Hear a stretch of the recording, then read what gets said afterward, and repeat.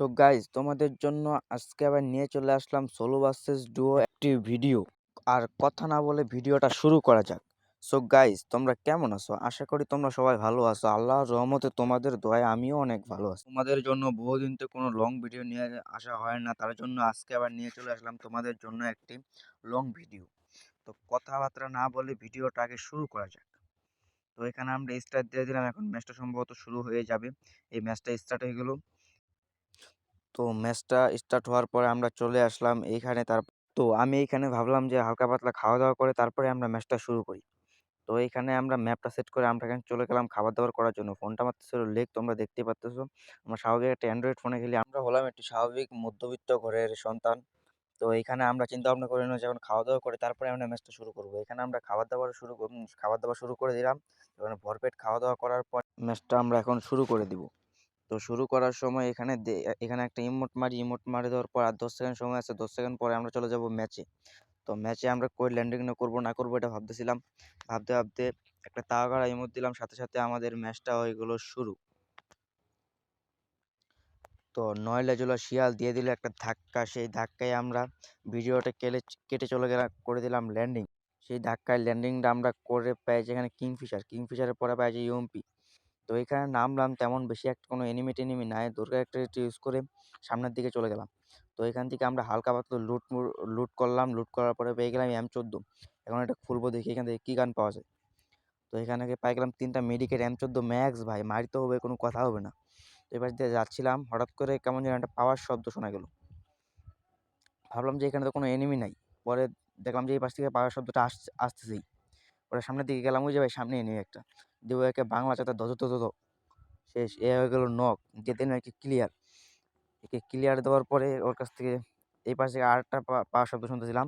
পরে এই পাশে গেলাম, যাই দেখি এই পাশে কেউই নেই, সামনের দিকে আরেকটা এনিমি। পরে এখানে ভালো একটা ড্যামেজ দেওয়া দেয়, এখানে ভাবি যে আমরা মিডিকেটটা করে নেব। কিন্তু ওয়াই দেখে সেখানে জারমি করতেছে। তার কারণে মেরে দিলাম এখানে যা তাই M40 দিয়ে, কিন্তু কোনো কাজ হলো না। এখানে মেরে দিলাম আমরা ক্যারেক্টার স্কুলে। এরে ভাই মরলাম মরলাম মরলাম। এরে ভাই একটুর জন্য বেঁচে গেছি, ভাই একটুর জন্য বেঁচে গেছি। এখানে তাকে ক্লিয়ারটা দিয়ে ভাবলাম যে এখন মিডিকেটটা করে নেব। মেডিকেট করে নেবে এখান থেকে, অত আরেকটা টিমমেট আছে, হয়তো সে মেরে দিবে। তো এখানে আমরা বসে মেডিকেটটা করে নিলাম। মেডিকেট করার পরে আরেকটা মেডিকেট করে নেবো এখানে। আরেকটা মেডিকেট করব। তো এইখান থেকে আমরা আবার এখান থেকে হালকা পাতলা এখন লুট করব। লুট করে চলে যাব সামনের দিকে। তো এখানে ফ্যাক্টরি ঢোকার চিন্তা ভাবনা নিয়ে নিয়েছিলাম। ফ্যাক্টরিতে পড়ছিল ব্লু জোন। তো ব্লু জোনে আমি ঢুকবো এই চিন্তা ভাবনা নিয়ে নিয়েছিলাম। পরে দেখলাম যে না, জোনটা আমাদের এখানে পড়বে। তো এখানে একটা হোল্ড করার জন্য বসলাম। তারপর বলি যে না, এখানে হোল্ড করার সময় নেই। তো সামনে দিকে কিসের জন্য একটা লোকেশন আসতেছে, কিসের জন্য কি এটা বুঝতে পারলাম না। তো তখন এখানে আমরা চলে আসলাম। আর তোমার থেকে একটা কথা বলা হয় না, আমি একটা বেন্ডিং মেশিন এখানে একটা মাইন পাচ্ছিলাম।